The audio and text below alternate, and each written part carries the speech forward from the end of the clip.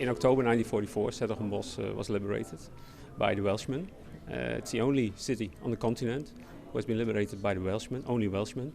So the relationship with Wales is very important for us. We commemorate and celebrate every year with the youth, but also with our liberators.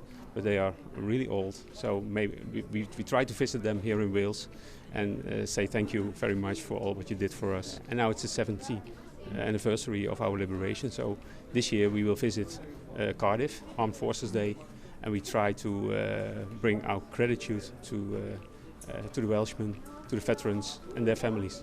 The brave Welshmen that give up their lives, you know, that time was a far bigger thing that they did. You know, we're playing a game of football tonight. We're representing our country, and that's the biggest honour in our sport, in our industry. You know, we're talking about something completely different, and people that should never be forgotten, always be remembered and talked about, because they're the people, and people like them that give up their lives in the war for our freedom, basically. So we must never forget that.